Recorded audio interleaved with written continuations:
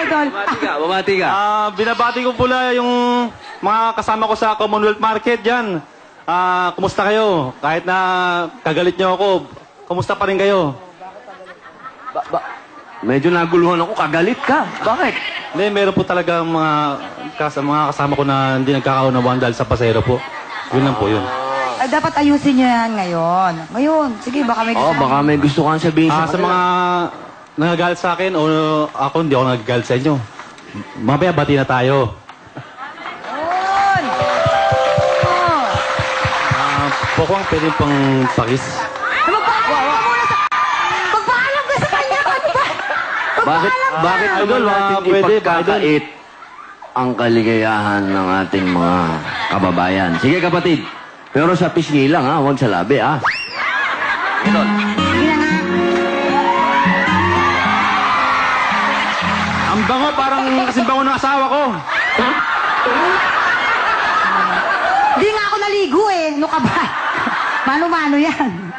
O sige, magkano ba ang kinikita mo tol sa isang araw? 300 to 400 po. Yung... Pwede na ba yun? Kumikita daw siya ng... Depende kung ilan ang anak nila. Kung Hindi, umuwi pa ba hindi, sila. kasi baka gagawin ko siyang Muslim, pakakasalang kanya, dalawa na sila. Pwede ba yun? Naku, busy ako eh. Lagi akong wala. Busy ako. Wala, busy. Nasaan si Mrs.? nasa bahay po, nag-aalaga po ng mga anak namin. Ilan ba? 3 po sila, yung mga anak. 3 yung asawa mo? 3 po yung anak ko. Yung anak mo. Opo. Ang pinakabata, ilan taon? 2 taon po. 2 taon. O, sige. Pero, Alam mo, yung mga ulirang ina, dapat yan. May mensahe ka. totoo yan. Sa asawa ko, sana huwag kang magbago sa pamilya natin. Mahal na mahal ko kayo ng mga anak ko. Lalo-lalo ka na asawa ko. Sana tigilan mo na paninigarilyo. Dinaigo pa ako eh. Yun lang. I love you. Tama, totoo yan. Anong ma-advise mo naman kay Mrs.? Mrs. Tama, sundin mo ang sinabi ni Alfred. Huwag kang magyoyosi. Bad yun. Bad yun. Look at me. No, my God. Ikaw ba? I don't do that. Oo nga. Siya, wala kang bisyo. Wala na po sa ngayon, sir. Wala. Sa ngayon, mga oras na ito. Sa oras na ito. Hindi. Kahapon, meron. 2 years na po akong dininigarilyo. Oh, very good. Tama yan. Maganda yan, maganda yan. May kasama ka. Ang aking butihing ina. Ay, na pakilala mo sa amin si Mami. Ang aking pong butihing ina na si Telma Lavinia. Hello po. Magandang hapon po, Idol. Pokwang. Magandang hapon po sa inyo. Magandang tanghali po. Nay, Po. kamusta po bang anak itong... Anak ko po, ano po yan? Mabait talaga po yan. Wala talagang bisyo. Tsaka marunong sa pamilya. Pag-uwi niya sa bahay, magpapahinga na siya maghapon sa pagmamasada. Pag-uwi maghapon, sa bahay na. I love you, anak. I love you din, Nay. Sabi mo? Nay, pasensya na kung minsan hindi po ako nakakatulong sa inyo. Kasi kulang sa pamilya ko lang, kulang na kulang po sir. Kaya, may awa din ang Diyos, Nay. Matutulungan ko rin po kayo. I love you rin. Naintindihan ko po. I love you. Sa ngayon siguro, dapat maghandog ka sa iyong mahal na ina. Maraming salamat po, Nay. Maghandog Salamat ka. po. Anong ihahandog mo kay Nanay? Kakantahan ko po Si Nanay. Ay, oo, tama. lahat po kayo. Lahat kami. Oo. Hindi, okay na kami. Sinanay na. Nay, para daw po sa inyo to. Alfred! Lonely table just for one.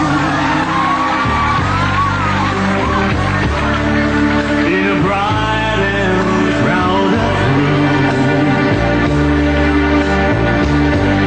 While the music has begun, I drink to memories into though the music's still the same.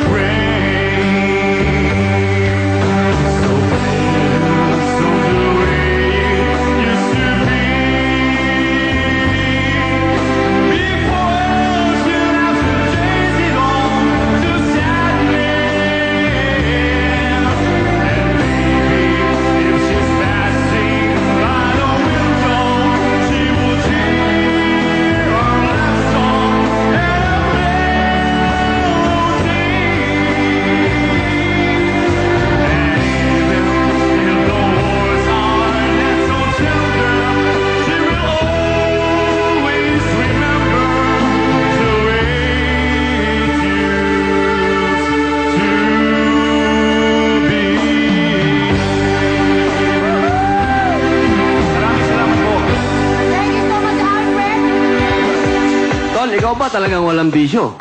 Ha? Kasi yung kinanta mo, parang sa club ko naririnig yan. Biro lang, tol. Biro lang. Pero ka 10,000. 10,000. Salamat po. Ay, Okay. Kala ko para Kapatid sa na- nanay mo yung kanta. Kapatid na Nonoy. Bumati ka, kapatid. Magandang tanghali sa iyo po, Pang. Tsaka magandang tanghali sa iyo. Idol. Galing probinsya, pinapanood kita, Mista. Hari ng Silda. Hanggang dito sa Maynila, dito pa lang kita matatagpuan sa Wawawi. Salamat, tol. Salamat. Binabati ko pala yung mga taga-probinsya, Daram Samar, ang mama ko, saka yung kapatid ko, pati sa Bagakay, ang ugangan ko, ang binan ko. Saka sa Kaliwag, binabati ko kayong lahat, panoorin niyo ako, nandito ako sa Wawawi. Bida ako ngayon. Yes! Tol, ibig mo sabihin, saan ka pumapasada ba? Doon, dito. Dito na sa sa Pasig. Pasig. Yung wala kang binati sa Pasig yata, tol. Binabati ko pala yung katuda ko sa Pasig, pinagbuhatan. Yung nagbigay sa akin ng birth certificate, Ano ba talaga yung totoo? Kaya mo yan. certificate sa tuda, si Presidente Ronnie Bibero. Salamat, Presidente. Ito, sa tingin ko rito, ito sweet lover to. Alamang, yung mga ganyang, mga ganyang... Umamin ka, Anoy. Ano? Napatingin dun eh. Ba't ka Wala naman napatingin dun? akong inaano sa mga pagbibiyahe kasi medyo ingat din ako sa asawa ko. Ayun. Ayos. Kasal na rin kami. Mahirap na rin magdagdag pa. Eh, Wag na yun. Back ride. Bawal na nga. Yung back ride. May stewardess daw. May kasamang stewardess. Ano ba ang hindi mo makakalimutang karanasan sa pagta-tricycle? Hindi ko makalimutan sa karanasan sa pagka-tricycle yung nakaka-disquestion ako sa mga kaanuhan din sa karsada na minsan matigas din. Kaya ako rin nagpapakumbaba. Ayaw ko rin makipaglaban sa mga ganyang bagay. Kasi ayaw ko ng mga laban-laban tulad ng away-away. Ayaw ko ng ganun. Tama, perfect. Ako nagpapakumbaba na lang para maiwasan yung mga problema na hindi dapat marating. Oo, walang maitutulong ang away. Kaya dapat lagi tayong nagmamahalan. Nandito tayo lahat para magmahalan. Ipakilala mo sa amin ang iyong magandang misis. Pinapakilala ko pala ang akong kabiyak ng aking puso. Mahal ko sa habang buhay. Hanggang sa dulo ng walang hanggan. Si Minda. Minda! Hi, Minda! Minda, Magandang tanghali po po, Kuwang Idol. Magandang tanghali po sa inyo. naniniwala ka ba sa mga sinasabi ni Noy Noy? Opo, wala naman ako sa kanya eh. Okay, talagang ikaw lang. Ako lang po. Totoo mo yan. Totoo po. Okay. Minsan wala ka nagkaroon ng mga hinala. Wala rin ng text ng texto. Wala namang SIM card, text ng text. Wala kang mga ganun. Hindi naman po kasi dapat paniwalaan ng text eh. Kasi meron minsan sumisira lang. Ang galing naman yan, no? Mahusay ang pagsasama nyo. Ano masasabi mo ron? Para sa asawa ko, Hindi, ano masasabi mo ron? Na sobra-sobrang tiwala. Bihira ang ganyan. sinasabi ko rin sa kanya na huwag ka magtitiwala yan kasi yung mga text... Saan na ba ako nun? Hindi, sa totoo talaga. Kasi kung babasihan niyo yung mga text na yan, mayroong nagsisira talaga sa pamilya.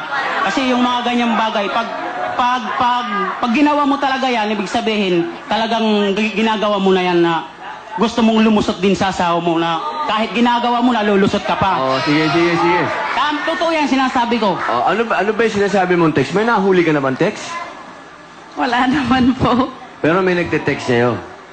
Mga ano po, mga